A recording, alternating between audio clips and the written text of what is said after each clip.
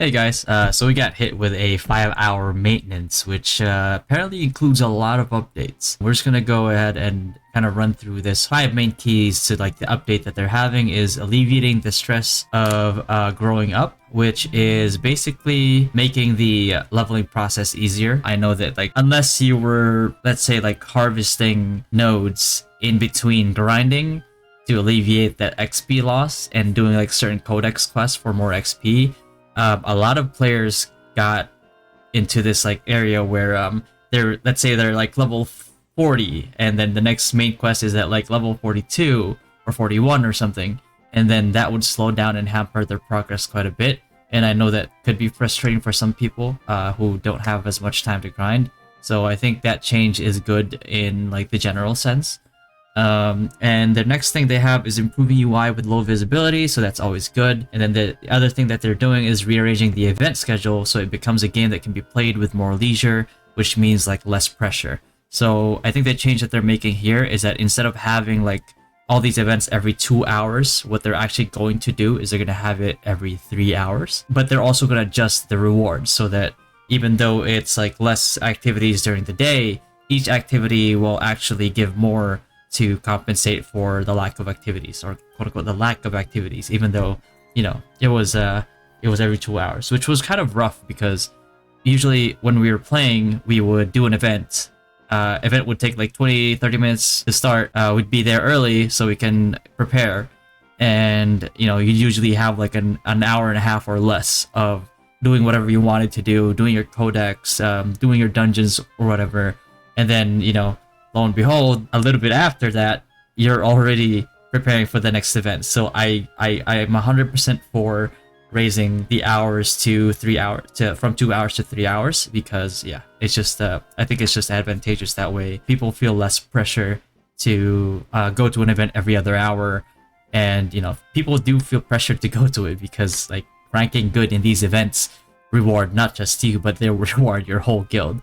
And like the certain PvP ones, especially, if you don't go with your whole guild and if you lose them, less rewards for you, and people will feel bad about going there, and then some of their guildmates are just off doing quests. Improving cooperative dungeons to make them more enjoyable to play. Some buffs, and I think quite a bit of nerfs. From what I've seen so far, I don't think that some of these dungeons need to be nerfed if they want it to be more palatable to people who are more casual, or they want it to be more palatable for people who may be playing this as their first MMORPG. Then I believe that that's probably like the play that they wanted to make. And if anything, just make the later raids like a lot harder, right?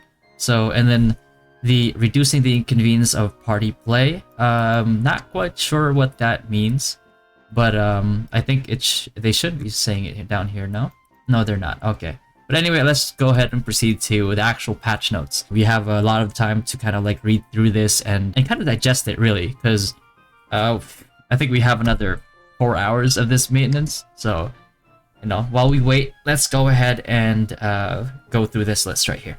Okay, so Chronicle, Shadow of the Desert, and Age of Chaos. We'll inform you in advance of new content that will be released through the chronology system for a week from Wednesday, December. So I think this is just like a roadmap that they're going to give us probably. So its scheduled end time for Chronicles of Monsters Bearing a Grudge has been adjusted from 2045 to 2000 on 12/13 Wednesday. Okay. So this is the meat right here. A new regional event is now available. Local events Desert Caravan, which looks to be like a kind of like an escort protection mission. Bloodstone Harvesting. I believe Bloodstone Harvesting is going to be in the new open world ant dungeon. So far we have two. We have the Abyss dungeon by the ruins with the skeletons, and then we have the Silivith dungeon, I believe, which is in the desert, right? So if you haven't done those yet, check your codex, see what you have to do, see what you have to get there, get those done, because they will give you like some pretty decent rewards. And a lot of them are pretty easy as long as you go in with like a 6-man party at least, right? For Silivith, if you're still lower leveled, then maybe having like 2 parties would help a lot. I would advise going with your guild because it makes things a lot easier. But yeah, it's going to be the same for these as well here, especially the Bloodstone Harvesting, which is going to be part of that Ant open world dungeon. Local events that take place in various types such as peace, conflict, and guild. So what this means is basically the current events that we have now we'll have more choices of those events, because now they're going to have the ones for the desert caravan and bloodstone harvesting as well. So what this means is that those certain quests that you can't do or you couldn't complete before because they required an event from this area, you can do them now and you can get the rewards for them now, right? So that's good, especially for new players that have those quests, because that will also amplify their rewards and the XP that they get from those quests, and that will help them level up a lot faster than those that leveled up like myself in the beginning, right? And then you have the new local events like the Hidden Flogger Fight in the abandoned stonemason village. That's the village in the desert area that was overtaken by bandits with that little pond in the middle. You'll probably end up going there off of a main quest if you haven't yet. So they just have these like new local events now in these areas, so that's really good. More things to do, more choices, whether you want peaceful farming for your guild or you want a conflict and PvP while you're doing the farming. It's all up to you. Thorn Liberty has very much shown that they have a little bit of something for everybody, and they're doing their best to keep people happy, which is always good. Hopefully it shines like a better light on NCSoft. And the next one we have that can be found in Moonlight Desert area and Sandworm Hideout area. Moonlight Desert Caravan, again, it's going to be like the protection one, and then the Sandworm Hideout, collect blood mushrooms. So yeah, Sandworm Hideout would being like the the underground area in the desert. Many new occupation battles. Invocation Stone and Dimension Stone will be opened. Origin Stones and Dimension Stones from various regions will be released in earnest. So these are like the if you played Black Desert, they're like the node wars, except they give certain rewards for you passively for your guild, and they also give all the members of that guild that own that certain node a passive as well. I know the first one that came out, the one in the spider area, Carmine, I believe it was. I can't recall. It gave you plus 50 evasion for everybody in the guild. There's another one that gives mana regeneration, which is huge. And, just different types of rewards, different types of passives. So, guilds that are organized, have like good alliances, will definitely enjoy and reap the benefits of owning these nodes. So they're going to have new ones for Black Howling Plain and White Bear Field. Kernabog finally, I believe it's part of the quests as well that we can't finish until that's out. Dark Red Forest, Nest Meadow, Wedge Desert, Abandoned Stonemason Village. And you'll know what these are, by the way, if you see like a stone in those areas with like a barrier around it, because barrier around it means that there's no war ongoing at the moment. So that's how you know that that area is going to be an area that's going to be contested soon. Due to these changes in schedule of major events, the random time schedule for the Conquest War will inevitably be reset. So all Conquest Wars that have been open to date will begin simultaneously on the hour, 24 hours after the end of maintenance. We apologize for any disruption to the existing schedule. That's all fine and good. It's not like anything major. We could just always like group up and like fight for those things again, right? A new dungeon opens and a new boss appears. Following the Abyss of Silius, which is the skeleton area, and the Temple of Silabeth, which is the desert open world map, is the Ant Cave. So, Ant Cave, for sure, you will need quite a bit of people to go into this one and just start completing your codex. So you have to be really careful with not dying in these dungeons, which is harder than you would think, because people tend to lure mobs into your group, whether intentionally or not intentionally. It's just weird that the way these when mobs leash back to their spots, they tend to aggro people on their way back, even before they've reach their original destination, right? Make sure that you organize for this one for sure. And new field and guild raid boss Talus appears. Talus, this is good as well, because like people who have the quest to kill Talus now can finally like get that done, and there's going to be some new best in slot items that are going to be available to drop as well. And yeah, it's just good in general, because it gives you variety on which bosses you want to go depending on like what type of rewards you want. And of course, if you do well in those bosses, that's additional rewards for your guild as well, right? So you can check out the monsters rewards you can meet in the new dungeon and meet the new golem boss Talus in the field and guild raids. Okay, so if you are curious about what Talus drops, all you have to do is press M in game, and the little banner or the little ribbon of like that area, you can click on the little eye icon on the right side of it, and then it'll tell you what mobs are in that area. And if you click on those mob icons, it'll tell you what those mobs drop. This works really well if you see a certain mob. Like for example, for me, Skeleton Soldier drops a purple or epic weapon, sword and shield for me. So maybe, you know, if I'm doing contracts, I might like go for contracts that ask me to kill those soldiers. You know, you never know when you might get lucky, right? So that's that for the Ant Cave and Talus boss one. And then the bottom one we have here, major content schedule is changing. Adjust the content to adjust the pace of play. Sorry. The amount of compensation will also be adjusted so that expected rewards can be maintained regardless of cycle changes. And this is basically what we talked about in the beginning here.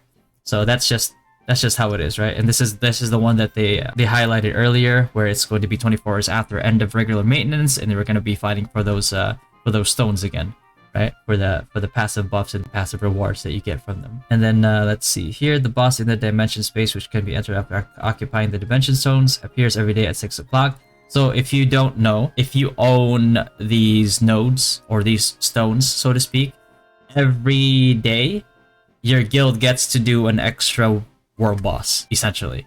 So if there's like more chances for you to kill the boss on a daily basis, then that means that you have a higher chance to get another like purple drop or purple, like, you know, purple blueprint, purple armor piece or weapon, and that gets distributed to your guild storage, and then your leadership will decide on who to distribute that to, right? So it's very advantageous in this game to have an organized guild, or at the very least like an organized alliance where you can help each other out. Thorn Liberty has a huge emphasis on team play and working together with other players, as a massively multiplayer online role-playing game should, and I think that's been lost in, you know, in like the more recent MMOs. So we have now Gigantrite. Gigantrite is the huge flying whale that you see roaming around the world. So appearance interval has been changed from 4 hours to 3 hours. This means that like you can complete certain quests that require you to get on top of Gigantrite, or if you just want to like tour the whole game world currently, Gigantrite will actually roam those worlds all around, and you can enjoy the scenery if you want to, right? Gigantrites that appear always pass by the Starlight Observatory, which is in one of the more earlier areas of the game that you can get to, and then you can actually hook yourself all the way up to the very top of that Starlight Observatory, and when Gigantrite passes by, you can morph and head over there right away, right? And the next we have adjusted the factors that affect the growth experience, which is, this is good for new players. Doesn't really affect people that have reached level 50 already, because we've kind of like gone through the hellish grind. Experience reward is added to the quest reward, so that's just more XP per quest. And I think this is good overall. These changes are very good because when new players come in, and they feel like, oh, can we actually catch up? Yes, like now you can catch up a lot better, a lot faster now. And I think it's good for the health of the servers in general. As somebody who already has reached like level 50 in the first 2 days, I think it's especially good. I have no complaints about people getting to where I am faster and easier if it means that there's more people that are going to be enjoying the game a lot more. And there's going to be more people that are more incentivized to actually grind it out and get to 50 as well and enjoy endgame content with us. And it's just always good, because right now, this early, not a lot of people are 50 yet. Not a lot of people can group up and do the 50 dungeons. So there's a bit of shortage on like certain classes that haven't quite gotten there yet. So, you know, this is really good. Overall, I believe this is really healthy. Even the bouts of monsters have been adjusted, level penalties have been greatly reduced, experience points and collection conditions for gathering items will be changed. If they're making the growth experience easier, I believe that they will make the collection for gathering items give more XP. So if you watch any of my recent streams before, that was one of the tips I would always give people. When you're fighting mobs, you're going to be using a lot of mana, and if you don't manage your mana well, you will run out of mana. So in between fighting those mobs, if you want to keep earning XP, any gathering node, whether it's like a bush or an ore or like, you know, any type of like moonlight ore, just gather it in the middle. That way you're gathering it, you're getting the materials that you will need, by the way, you will need them. And you're also getting XP, and you're also getting that time in between mob to mob, like grinding that you're doing, to get a bit of your mana back. So it works incredibly well for you. So it's a habit that I definitely encourage people to do, not only in Korea, but even when the global servers launch, right? So next thing we have is enhanced rewards. When completing a quest, you'll gain experience points according to the region in which it is performed. And the probability of obtaining hero equipment and hero rubbing paper, which I'm thinking is the lithographs or the blueprints, from boxes provided as a cooperative dungeon rewards has increased significantly. So the hero rubbing paper, it's either that or it's like the parchments that you get to craft skill books to level your skills, right? And when killing monsters of a lower level than the character, the penalty for obtaining experience points, salon items, etc. has been greatly reduced.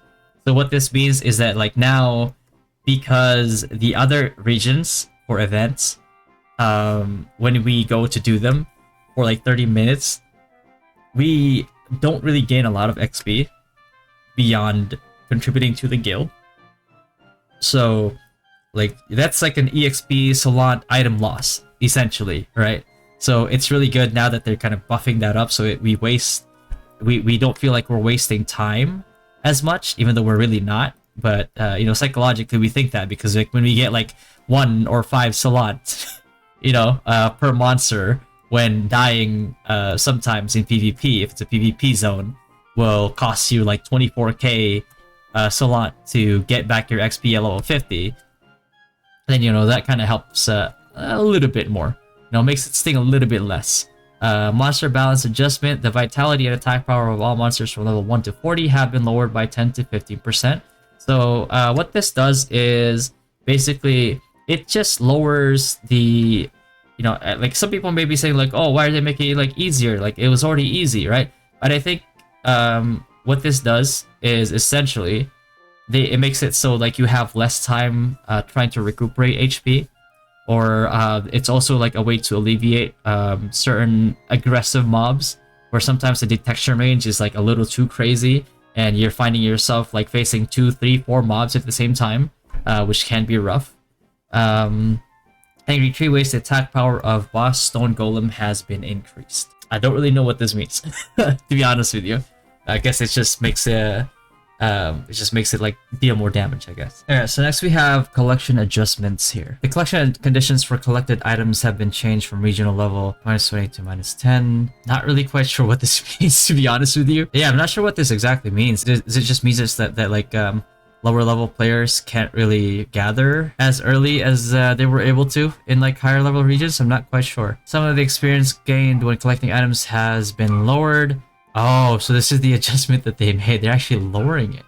It's because I know like in the level 50 level 50 areas, when you gathered, you get like 1.8 to 2k plus XP. So maybe they're kind of like lowering that a little bit to compensate for you know, the additional XP that people get from quests. I'm not sure why they would make that change, but you know, it is what it is. The respawn time for collected items has been adjusted to 2 minutes, so that means like these nodes will spawn every 2 minutes. I'm not sure how much longer it was before. Actually, like I feel like before it was it spawned pretty often. So maybe they wanted to nerf people leveling through just straight up collecting all these nodes, right? Which I don't understand why they would, if that is the case, but you know, it is what it is, right? Convenience for playing experience has been enhanced. We have improved some of the areas that cause inconvenience during play. Some UI visibility has been improved, and we'll check that later here. The character's bag slot is increased to 130. Thank goodness. Oh my god. 100 is hell, by the way. It's just that it's actually annoying, because like even if you have a full 100, if you're trying to open a box that will stack with like the stuff that you have in your inventory anyway, so it won't occupy like another slot beyond 100, it won't let you open it. So it was really annoying. So the increase to 130 is really good. That way we don't have to keep stuffing things in our storage, especially like the Abyss tokens that you stack up quite a bit. When using the mouse wheel inside the bag, the list of bags can be moved more quickly, which is okay. Quality of life, we always like to see it. Item production formula: in the Adventure Codex, the Three Musketeers of the Dark Forest, a crafting formula has been added so that all materials for the rubbing book that require completion can be produced. So I'm guessing this is just usually when they say like adventure codex, it's like a quest. So that's just all there is to it, right? Automatic logout. The automatic logout for inactive characters have been changed from 60 minutes to 180 minutes. Okay, this is good. But if somebody wants to stay in the game and like go out to eat or something like that, now they won't get kicked out after an hour. It just takes 3 hours now. That's nice. Battle operations: when switching weapons while approaching to use a basic attack or skill, the basic attack has been changed to immediately perform a basic attack if it is within an attackable range. Okay, this is also really good. In my character information, the selection area where you can target me with the mouse has been expanded. Like self-target? Is that what they mean? If that's the case, then yeah, sure. This is a rough translation, by the way, of like the Korean patch notes. The clickable area of the weapon switch button has been expanded, which is also nice. It's just if you look at the UI before, it was kind of like awkward. It didn't really pop, or if in a manner of speaking. So local events improvements have been made to show the rank and score difference above you in guild regional events. Okay, that's also really good as well, because like I think the only way that we would find out what people's like rankings were in these local events is like the random announcements that would show up on like the lower right. So it's like you're always like guessing. It's like, okay, I put in this much. I wonder what my ranking is now, right? And you wouldn't know that until they actually announced it. And they would also show just like, yeah, you are 53 items away from being rank 5. And it's like, okay, right? But there's no real-time update. So like by the time the next update gets announced, you might actually be more behind. You know what I mean? So this is really good. It's just good to know where you stand in the rankings, so that you know if how much more you need to do to get up higher. Because the higher you get on there, the more rewards are given to your guild, and everybody always wants that, right? And improved UI convenience. Improvements have been made to allow you to select whether to print foraging and bonfires in the map legend. Okay, so I mean it gives you an option to which ones you want to see. You want to see the foraging stuff, or the mining stuff, or the bonfires. So you could spot these and maybe sit down, regen some mana. Content notifier. Now the appendix adventure codex is always printed below the main adventure codex. Okay, and just more clarity. An issue where the adventure codex would intermittently disappear from the content notification has been fixed. Okay, I never experienced that myself, but that's good that that's actually fixed. The issue where it was difficult to distinguish content using the conflict piece icons in the zoomed out view has been improved. Okay, so yeah, so certain things that if you zoomed out far enough, certain things start to disappear, certain icons start to disappear. So that's also a good adjustment as well, even though you could just like kind of like zoom back, so it's not that big of an issue. It's always good to have these quality of life changes. The order of output content has been improved to be aligned in the same order as scheduled notifications. So that just reflects on the scheduling that they were talking about earlier. If you Alt plus right click another player, you can call a context menu where you can perform various actions. Hallelujah! Oh my god, this has got to be like the most. Oh man, this is good, because before it was so awkward. Like when you're trying to invite somebody to a party, you click on them, you try to click on their icon, and you try to right click it, nothing happens. So like what you would actually have to do is you would have to like scan the area. So you press C, it would scan the area that you're looking at, and then you would like pick out the players that are appearing on that scan, and then you can go from there, right? So it's really awkward, and it's not so obvious to like how MMOs have always been, where if you see somebody, you can like click on them, click on their name or their their title, right click it, and then invite them to a party, for example, or invite them to a guild, or maybe add them as a friend, whisper them or something like that. So it was very it was not the best, I should say. But with this change, this actually makes it so much easier, because besides like clicking them on chat, for example, just to invite them, sometimes like if they are far away, they would have to like catch their message on world chat, or even like add them as a friend first before you could invite them. So this is really good. The order of notification buttons displayed on the left side of the minimap has been changed. Okay, that's fine as well. It's just the three little boxes that you would see there have been changed. I'm not sure how they change it, but we'll see once we log in. The tax rate UI has been improved so that the tax rate UI is not displayed for merchants who are not subject to the tax rate, right? So that's just taxes in general. We'll kind of like get into that once like sieges happen, and I believe guilds should be able to, or guild leads that own the the castles can adjust the tax rate for a certain region. Scale UI recognition has been enhanced by changing the font of the local screen messages, so just more clarity. We have increased the size of the skill enhancement button and modified the recognition of the icon.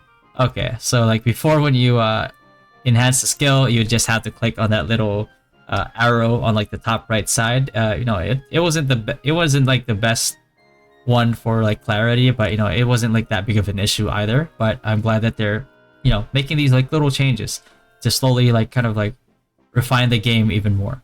The expression of the equip slot in the skill enhancement slot has been modified. Okay, so just more clarity as well. World map, the icon representing the elite level on the world map has been modified to be more visible. So again, more visibility, which is always nice because you want it to be more pleasing. You want it to be more convenient for everybody because it just translates to a better general opinion of the game, right? Exploration Codex. Oh boy. We have removed some of the difficult environmental conditions during the initial exploration to make progress smoother. I kid you not, there are certain environmental conditions that are just like crazy. Like, for example, there's the trees that you can only farm when it's raining. If that's not bad enough, you can only farm them. And the game doesn't tell you this, by the way. You have to figure it out yourself. You can only farm the trees when it's raining and it's daytime.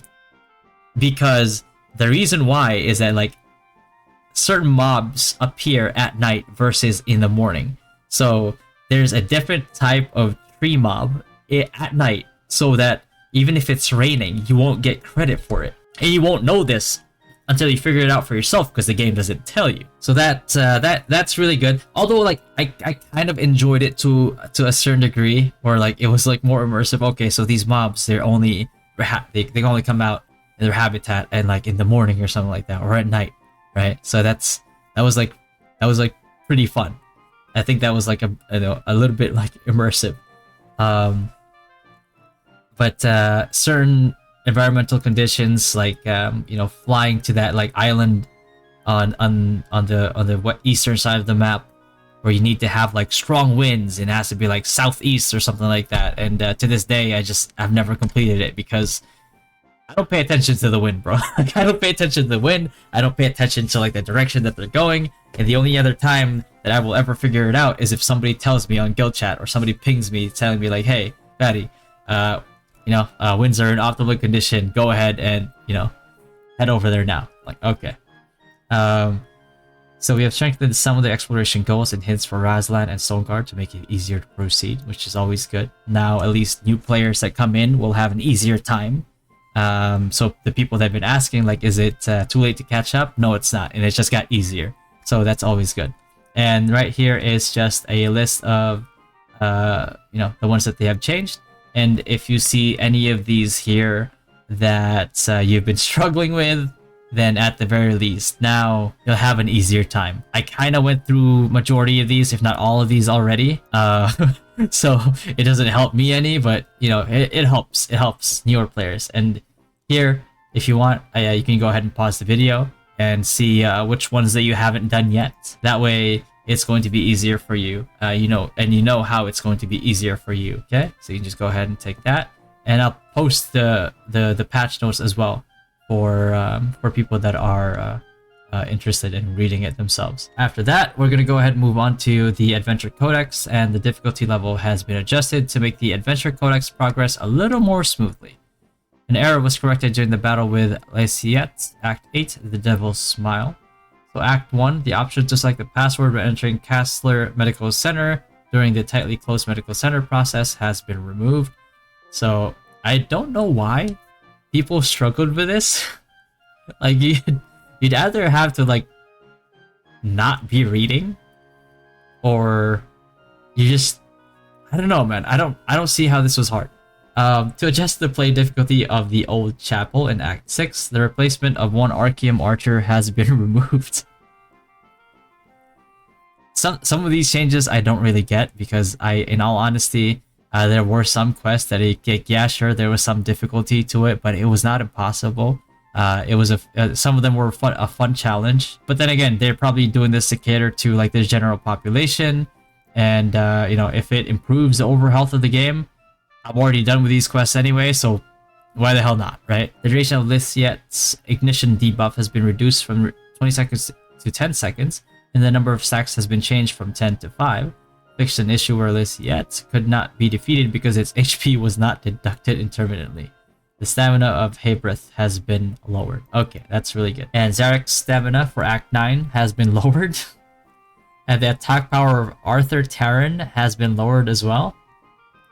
Sure. If it makes it easier for people, by all means, make it easier for people, right? Same thing with these right here. So, you know, just lowered like the acts here. By the way, they're the part of the main quest. So if it makes it easier for people that are struggling with it, then, you know, by all means, I'm all for it. Better health for the server is always better, in my opinion. The difficulty of special dungeons has been partially adjusted. The difficulty of some special dungeons has been lowered. Problems with some boss patterns that occurred in special dungeons has been resolved. Problems with some boss patterns. I haven't really experienced any problems with boss patterns. Tidal Tower. Fixed an issue where some movement skills behave abnormally when escaping the maze summoned during the battle with Roaring Abeloth Dark Wizard on the 11th floor. And the difficulty has been lowered by increasing the skill delay, dash attack, and soul blow of the 10th floor Oblivion Skull Commander.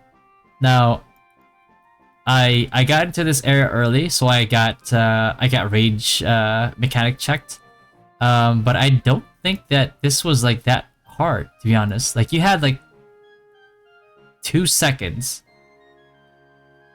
to act upon a mechanic, so now they're gonna increase that further. Okay, I don't know. I don't think it's that hard. I think that, like, you know, I think it was nice that it was going to be like challenging and people can kind of like learn the mechanics and actually do it. It's kind of like a training ground, so to speak. But yeah, sure. If that's the case, then yeah, by all means.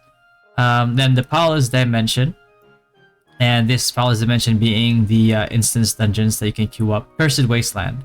Number of whirlwinds summoned by Apollo's Siphon Weaver has been lowered from 2 to 1.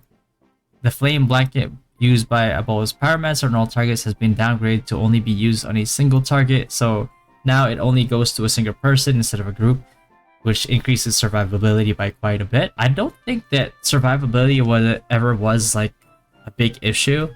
I think probably the biggest issue that people would come across beyond surviving if they don't do the mechanics is I think it's just DPS. Right? I think that's like the majority of like what people were struggling with currently, but then that also gets easier within like the week or like the next week when people finally start doing their contracts and upgrading their weapons and whatnot and getting like better pieces of gear. So, you know, yeah, I don't quite get it, but you know, it is what it is. If this helps people again be able to do it more consistently, you know, by all means. I don't think they had to do this though, because eventually people will get gear and they'll probably stomp these dungeons. The Butcher's Canyon fixed an issue where Magnaduke did not attack normally in certain situations, so that's just a bug. That's good, that's getting fixed. The explosion damage of the Burning Sheaf transformation has been increased by more than 2 times. Fixed an issue where a player tied to the center would not be freed even if Magnaduke's first special pattern was destroyed. Okay, so like bit of bug fixes there, so that's always good. Abyss of Evil Spirits / Abyss of the Reaper fixed an issue where the restraints would not be released if the boss was defeated at the same time as being attacked with a Death Sentence skill. So another bug fix here that we're seeing, which is always good. Alright, and then Temple of Roar / Temple of Slaughter. When returning from a dungeon, it has been modified to return from Stoneguard Castle to Vienta Sanctuary. Next we have here is Key Marking / Chimerex. Chimera has modified the pattern of using Solitaire only on the one person furthest away to use it on 3 distant people. I know this is a rough translation, but I think they're referring to the fireball mechanic, where it was always like on the the person that was furthest away, who the boss will face and like start throwing fireballs at. Makes the fight more dynamic, basically. Not that big of a change as it suggests, but you know, it makes the dungeon a lot less predictable, I guess. Fixed an issue where the Dark Wizard of Ancient Madness would use the summoning skill twice in a row if he was stunned while speaking at the start of the battle. Yeah, this is the part before the boss itself, which I think this guy is probably like a tiny bit more annoying than the boss. And what we had to do here was basically we had to just like freeze him and then kill the dogs first and then go on him, and then he would summon the dogs again. We'd let him summon the dogs, and then we would freeze him again and then kill the dogs and then kill him and, you know, and go on him again. Right? So that's how we kind of like circumvented that whole mechanic. Underground Cave of Destruction, the movement of Ricorous larva has been enhanced. Okay. Tyrant's Island, the Reptilian Executioner has been modified to be immune to restraint before and after using the wave raising skill. So you can't really have that workaround it anymore. So yeah, it's a buff to the dungeon itself. That's good. The effects of some skills are changed. Adjusted the balance of some skills and fixed an issue where they were working differently than intended.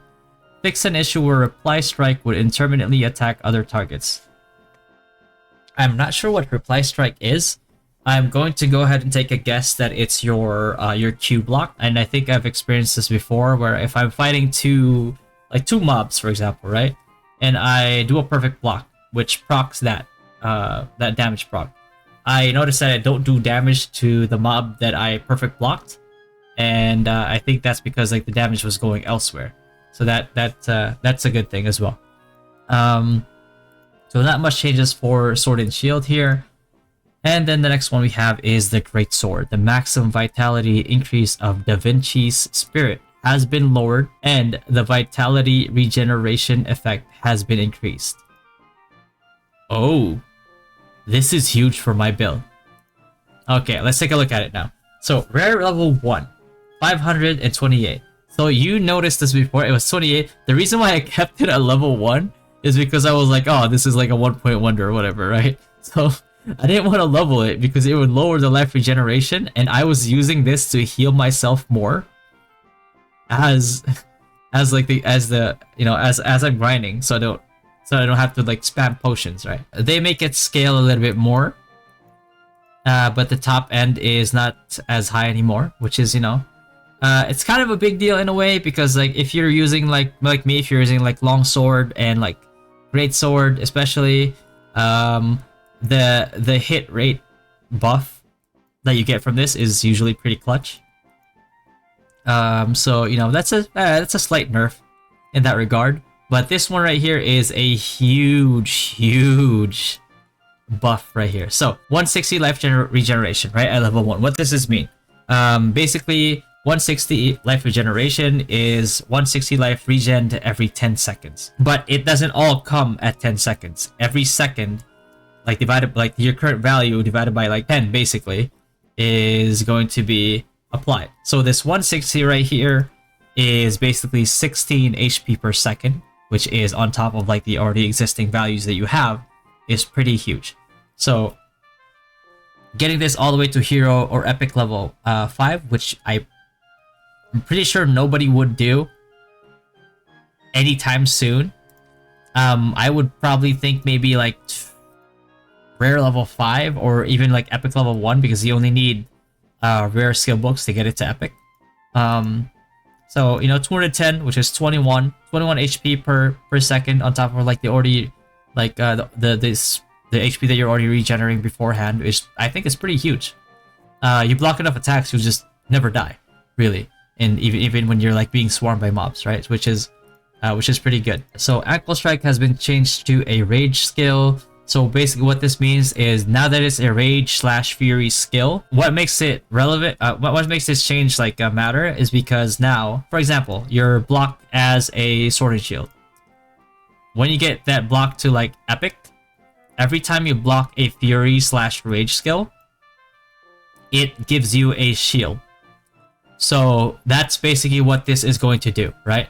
If there's any type of skill that gets procced when you're hit by a rage or fury skill, or when it gets hit by something like like a block, then that just makes it more like procs, basically, right? So, and then we see fix an issue where ankle snare skill was applied with high critical hit chance to targets with health below 50%. Okay, so that's just kind of I guess that's a nerf, huh? And the next one we have is crossbow. Fix an issue where the distance of the ruthless fire skill did not increase depending on the wind. Yeah, this is like a fix, which is kind of like a bug.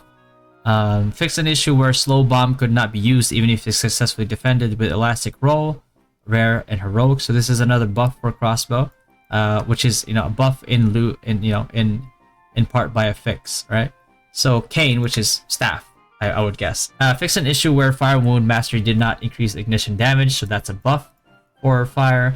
The expression of increased activation probability of mana ball eruption has been changed from per 1000 mana to per 1 mana. Any staff users, if they can give me some clarity on this one as to how much of an impact this does for you, that would be much appreciated if you could comment it down below. Fix an issue where the ignition icon was not displayed when an ignition effect was applied to a target in the wet state. Okay, that's really good then. Magic Wand. Merciless Ghost Mastery has been modified to increase short range and long distance hits. I'm not sure what Merciless Ghost is. That's a rough translation. I think it might be like Wraith something maybe? I'm not sure. But any wand users, please tell us which skill you think this is. Because it definitely is not called Merciless Ghost, I don't think. Equipment skills. Fix an issue where the taunt of Magnaduke's taunt sword did not work properly. And the duration of sleep applied to monsters with Kernabog's decapitation blade has been changed to 6 seconds. I'm not sure. I think that might be a buff. I think it might have been like 3 seconds before. Which is kind of like...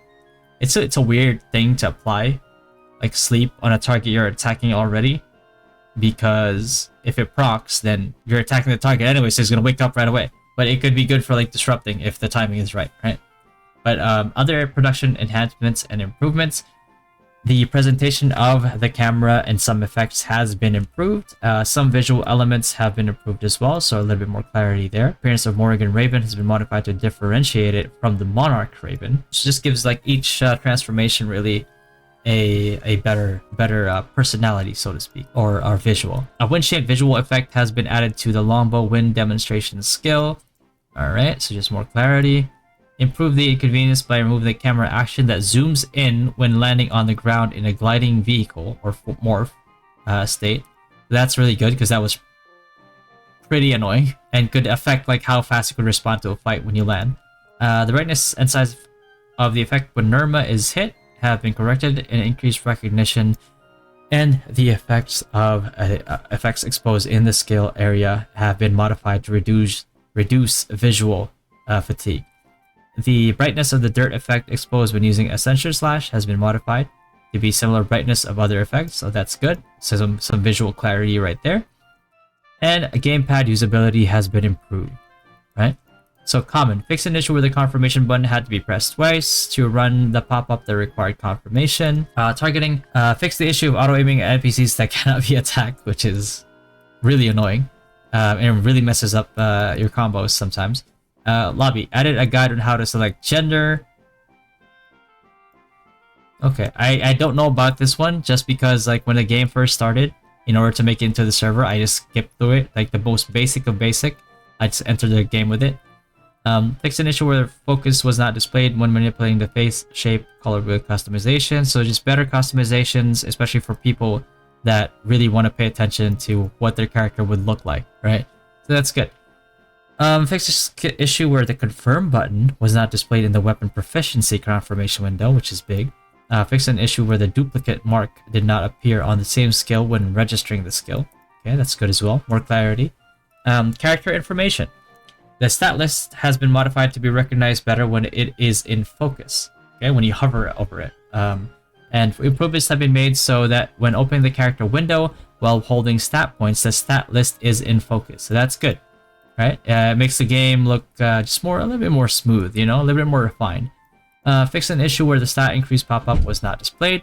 Fix an issue where a long press was confirmed when using cross keys in a specific area. And fix an issue where the stat details button did not lose focus. Okay, that's good. Fix an issue where the melt destruct function did not work, which is good. I've never experienced this myself, but that's always good because it's really annoying managing your inventory. Fix an issue where the focus would move in an unintended direction when moving from the bag to the melting window. Okay. Fix an issue where the page indicator icon in the context menu appeared large. So just like a lot of things that are very annoying. There's some people have experienced that have now been removed that or now have been fixed. That way, people's first impressions of the game, and first impressions are usually huge. If people don't come across these problems, then they'll have a better first impression of the game, right? Especially if they encounter these like really early into the game. Your HUD fixed an issue where the environment presentation icon was displayed outside the skill slot area. Fix an issue where the maximum number of notification group icons was exceeded. And location of the PvP message displayed at the bottom and has been changed to be displayed in the item acquisition message area. So again, more clarity and it's just better overall, right? Battle Pass fixed an issue. That's going to be a big thing. The Battle Pass in general, where the gamepad key guide was displayed when using keyboard and mouse. Okay, that's good. Map. When fixed an issue where the zoom in zoom out key was not displayed when switching gamepads. Okay. And the tutorial as well. Fixed an issue where the tutorial and overlay operation guide operations were overlapped. So this is just like UI issues basically. So this is just like also fixing some misunderstanding, some wrong instructions, which is good. Fixed an issue where equipment drop by some monsters was not displayed in the list of obtainable items and where to obtain them. So these right here, although these are pretty low level mobs, so we never really bothered to check really, but it's always good for new players. Items that cannot be acquired in-game have been modified to be displayed on the exchange. Rare rubbing paper, great sword of savage cult. Okay, so at least earlier when we saw what they meant by rubbing paper, it's basically just the lithograph, or a more common term being blueprints to craft certain items. The skillbook setting has been deleted from the guild management guild distribution section. Skillbooks are not dropped in the world. Fixed an issue where a crafting formula for some of the rubbing paper obtained as a rubbing book reward was missing. Growth log. Level 35. An issue where the Sandstorm Master could not be completed was corrected and the performance level was changed to level 34. Okay, that's a really good change because certain things in this game you just can't complete sometimes. And it's annoying and it hampers your growth. Growth log level 10. Right? The issue of army toy not being completed has been corrected, and the performance level has been changed to level 8. Okay. Content error correction. Guild raid when using Morcus multiple lightning skill. The part that could not be avoided due to an electric discharge has been normalized. Okay, I think this is Morokai, is what they mean. But the multiple lightning skill, I'm guessing that's like the AoE where you have to hide behind a pillar. The problem with that is that even if you're behind the pillar, sometimes you'll get hit by like some residual stuff and you'll still get damaged, get stunned. And as a tank, I can kind of tank to a certain degree, although it's a lot more dangerous in PvP. But like for squishy characters, that usually means like a one shot for them. So that's a good change to make. Morcus has been modified to display normally. That's good. Clarity. Fix an issue where the damage was given to petrified characters during the battle of field boss King Mind Boom. Yeah, so if you're petrified, you shouldn't be receiving any damage. Same thing with Frozen. Okay, so this one right here. The text has been modified to refer to affiliated PC rooms as premium PC rooms. We don't really care about this one since we're not really playing in PC bangs in Korea. The description of Fruit of Abundance in Lodi's Star Shop, which is the Battle Pass shop, has been changed from hunting to hunting field monsters. In the Cursed Wasteland and Butcher's Canyon Exploration Codex, the color of the name of the slain target has been changed from blue to orange. Okay, good.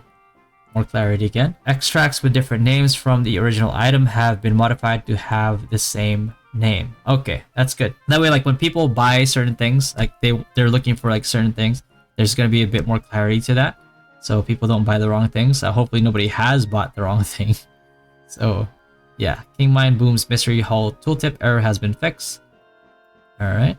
Fix a typo in the Cursed Wasteland Exploration Codex from Abeloth Hail Weaver to Abeloth Tide Weaver. So again, a little bit of a mistranslation there. We didn't really notice in English, so maybe this was more towards like the Korean translation. So the tooltip that appears as if there is a probability reward in the local event one stage reward box has been modified. Right, so just consists of guaranteed rewards only, so better rewards. Incorrect spelling. All right, incorrect letters and spaces. All right, in Clay's dialogue, Clay being the the Harry Potter guy that you see in the beginning. So let's see. Adventure Codex modifications. Okay, let's take a look here. Not display to make the armor maker ritual when making armor. Alright, so this is basically just all...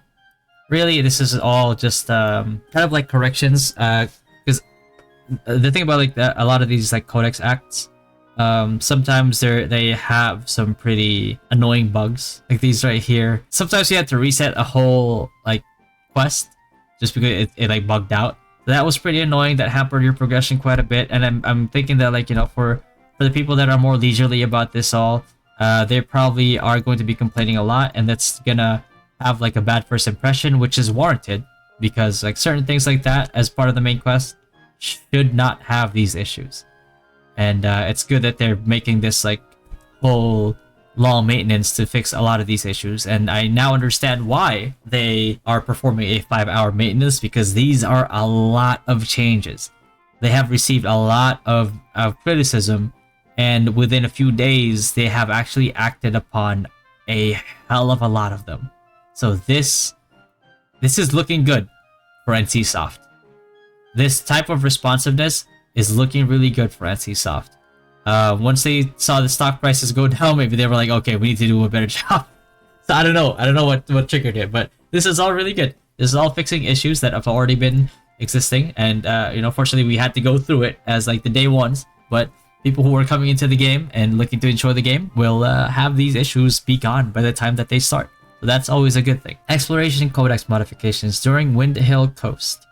Unidentified contaminant when using a magic region battle. Unidentified contaminant. The appearance of the contaminant has been modified to look normal. Okay. So a lot of these like issues and like clarifications that they're doing here. I don't think that I think people who have gone through these already are not too worried about these changes. All right, so a lot of like UI error correction. So a lot of these are just quality of life changes and fixes to like issues that people were going through.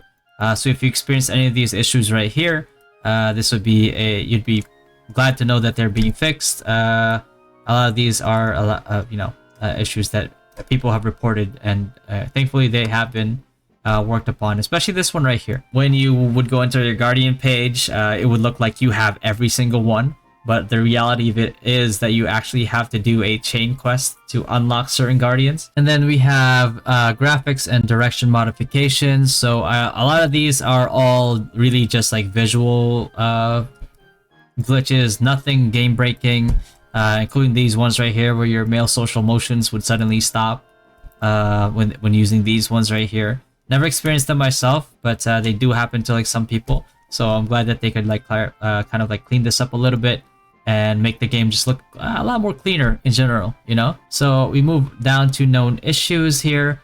We will do our best to quickly correct any abnormalities occurring in the game below. So known issues being they have yet to fix these, but they are going to be fixing them next.